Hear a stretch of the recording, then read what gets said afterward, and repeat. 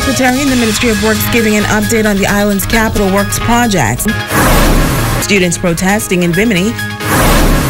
Now we will tell you the plans for this year's Youth Month observation. The Bahamas Tonight Northern Edition starts now. This is the Bahamas Tonight, the Northern Edition. Good evening, all. I'm Shashina Roll-Farquharson. As always, it is so great to have you with us. Topping news this evening, the Parliamentary Secretary in the Ministry of Works giving an update on the government's major capital works projects during a press conference at the office of the Prime Minister on Sunday. The Central Grand Bahama MP telling members of the media that while there has been some challenges along the way, residents can expect to see positive results soon. Italia Hall reports. The Smiths Point seawall is just about completed. Parliamentary Secretary in the Ministry of Works, Louise, says the ministry is pleased with the work that has been done thus far and have now agreed to expand the scope of works.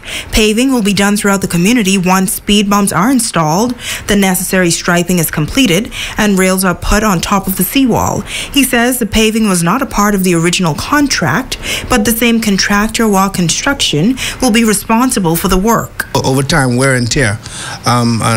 Maybe as a result of heavy equipment moving back and forth, some of the roads got damaged, and because of the fact that the seawall was closed off, all of the traffic was now diverted through the community. So there was more pounding on the road work, and as a result, erosion took place, a lot of rain. So we see the need now to go and fix those areas. The smart thing to do, based on the quality of work that the contractor is doing now, we are confident that he will do a good job. We won't have to seek to go to tender and remobilize a new contractor. So it's just a matter of us using current market values and having a good negotiation discussion with them and coming to a price that we can all live with. And as it relates to the Fishing Hole Road Bridge, that is, again, a project that we met underway, and we are going to ensure that it is completed properly and completed in a way where it would not compromise more of our marshland at the fishing hole area. There will be some adjustment along the way, and we are in discussion with the Ministry of Environment now to ensure that none of our natural ecosystem is damaged. Further west is the government complex that Louise says is expected to be completed by the end of next year. We have a good working relationship and understanding with the contractor. And further west, again, the primary school in Holmes Rock with the two contractors, Brick House, and we are ensuring that they, along with the other contractor, Mr. Bolek, will also do a proper job to ensure that that project is completed, and hopefully by next school year, that will be up and running. The Parliamentary Secretary says there are issues with the condition of roads across Grand Bahama, the outlying settlements in particular. He says an assessment was done and the Ministry of Works requested the money from Cabinet that was needed to make the necessary repairs. Louise says only half of those funds were received in the recent budget, and the Minister of Works, the Honourable Desmond Bannister, agreed that he will go back to Cabinet to seek the additional funding. Reporting for ZNS Network News, I'm Italia Hall. The Minister of State for Grand Bahama returned to the country on Saturday from New York, where he attended the 73rd United Nations General Assembly. The Honorable Kwesi Thompson was a member of the Prime Minister's delegation. He says he, along with other ministers, attended separate events, among them a number of investment forums. On bringing in new investment, and particularly for Grand Bahama. And so our focus for attending this General Assembly was an investment focus and a business and trade focus. And so on the first day, we attended a meeting that was chaired by Bill Gates. It was also had a number of speakers such as the Prime Minister of Canada and Prime Minister of Barbados. And they spoke about how we can attract investment and how we can attract business for sustainable development. Now, he says technology was also discussed, as technology will be the driver of economies worldwide. Out of this meeting came a number of, and we can't give any details of it at the moment, but there were high interest in persons who wanted to do ventures in Grand Bahama. So we were able to speak to them about how they can come to Grand Bahama, what is the process for them to be able to start their ventures. A number of them we have set up side meetings with for them to visit Grand Bahama and for us to continue those important discussions. There was even someone who, a very influential person, who we believe may be one of the heavy players when it comes to the purchase of the Grand Lucayan. And in news from West Grand Bahama, stakeholders in that district coming together this past weekend to discuss some of the pressing issues facing that community and to look at possible solutions. Megan Shepherd was there. Member of Parliament for West Grand Bahama and Bimini, Pakeisha Parker Edgecombe, hosting a prayer breakfast for Christian leaders in that district. The parliamentarian says that she recognizes that as a community, all sectors must work together for the betterment of all residents. She says that she believes that spiritual nourishment will make the difference. I think that many of our members of the clergy can do that for us. And once we join hands as a community and being united, it really helps us in moving forward and developing in a positive manner. So today's prayer breakfast is just one of several initiatives that we hope to conduct on an annual basis and a continuous basis to ensure that not only are we feeding the physical needs of man, but also the spiritual needs, because I believe that in the end that really helps to building a better community. Local pastors say they believe that this is a timely and vital initiative that will help address the many social ills impacting the community. The challenges in the workplace, the challenges on the street with our young people, the crime issue, a lot of it stems from being neglected or feeling left out, lack of knowledge. And these are some of the things she is trying to point out. It begins with the local church. The communities flock to the local churches. They bring issues and challenges. And so in community, in working with the local leaders, pastors of the churches, she can connect. We have community ills such as alcoholism, drug abuse, then there's the AIDS epidemic, and we've just come together along with our MP to join our hearts and our minds together to discuss these and to bring to the table some interventions that we can use as church leaders along with the government to bring healing to our community that's really hurting at this particular time. The Royal Bahamas Police Force also teaming up to be a part of this initiative. Corporal Michael Miller, attached to the West End Police Station, says that they are happy to help make a difference. He adds that the officer in charge of the Western District, Floyd Bastian, already has plans he would like to put in motion. One of the plans that he has is to meet with Ms. Parker, along with the churches, along with the business places, the hotels, the restaurants, the bars, and he wants to get their input into West End. Another point that he has is that we want to meet with the older folks in West End. Let's find out what their concerns are, what input they have to bring West End back. The parliamentarian adds that she would like to make this an annual initiative that she hopes will impact the entire island. Megan Shepherd, ZNS Network News. Switching gears now, students of the Louise MacDonald all-age school in Bimini taken to the streets today to protest an apparent teacher shortage at that institution. In a social media post, students claimed that the school is without several teachers and were making a special plea for one teacher, a Mr. Barnaby, to remain at that institution. Well, we spoke with the Director of Education, Marcellus Taylor, who is on Grand Bahama today about the protest.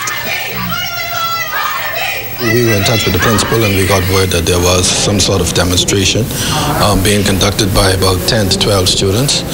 Those students are the students who are taught by the teacher who they were protesting about largely. So it was mainly about them asking for that one teacher to remain. But we don't make decisions based on, kind of emotion. We try to make decisions based on the best interests of the school system. And the teacher knows all the reasons why he has been asked to come and serve in the Providence. At Bimini Secondary School, we have 71 students, and we have a complement of 13 education staff. And so we don't see that we have a shortage of teachers there. We do know that we do need to do a little adjustment to the timetable so that we can ensure that all the English classes are taught, and the principal now is working to make that adjustment. So we're confident that that matter will be addressed, within the day or two, and that all of the subjects will be taught, and all of the students will have proper teachers giving them the proper instruction. Well, Taylor says the Ministry of Education is committed to providing a quality education to all children wherever they reside in this country. We'll always be very careful about sensationalizing a matter, and also we have to realize that we're in a country that is developing, and so we're not going to have liberal resources so that we can have every single thing that a person might want.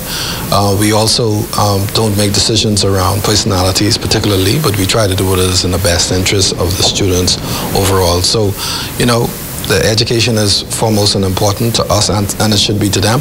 And I think they should focus on what is most important, which is getting an education. So demonstrating and standing out of school is not really going to advance that cause. Special training provided for members of the National Neighborhood Watch program. The initiative was designed to bring the community and police together to foster a safer Bahamas. The Minister of National Security among those applauding the group for accepting the challenge. Italia Hall has more in this report. Some 65 residents took part in the ministry's one-week National Neighborhood Watch Council training program. Assistant Commissioner of Police Samuel Butler and Senior Assistant Commissioner Stephen Dean say the police department cannot be successful without the community. You form a very important role, and we are so delighted to have you on board with this program. We recognize that the police department will never ever be able to be everywhere. But when the community engages itself, you become our eyes and you become our reporting agents. We can provide all the technology in the world. We can get all the equipment for crime fighting. But the best defense against crime is you. Your eyes. You. Nothing can substitute for that. Nothing can substitute for that.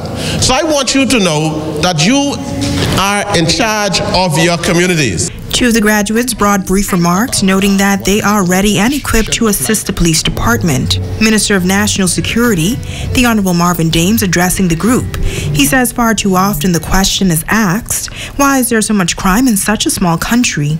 And I think part of the reason is due to the fact that as a people, we have become so dependent on the state. We have abdicated our responsibility, and we have given all authority to the state to direct our lives, to make decisions for us. And we have developed in the course this attitude of laziness. And in the course of doing that, the criminals take over. He says this initiative is all in an effort to stop the criminal element. We're all Bahamians. We're all working toward one common goal.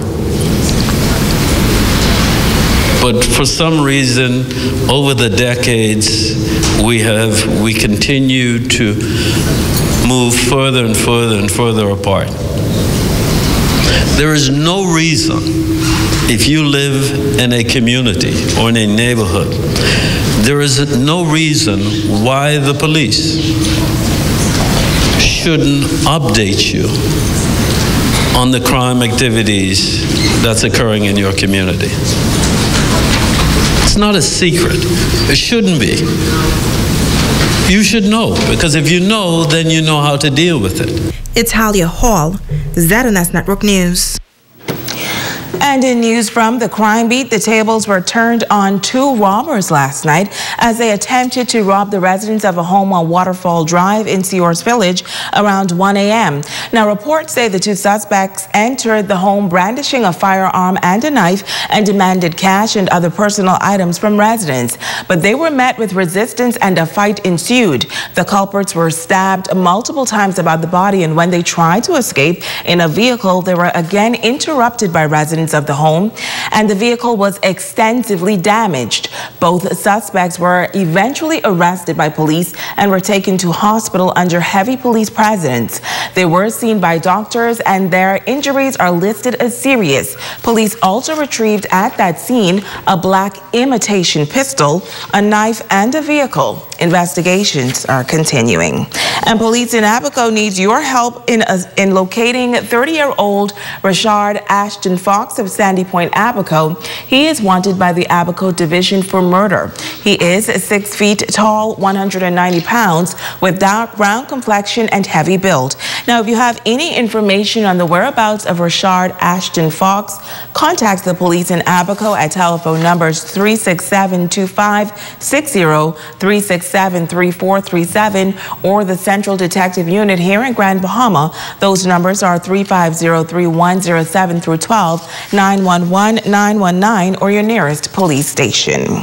And you're watching the Bahamas Tonight, the Northern Edition. Stay with us. There's more news right after this break.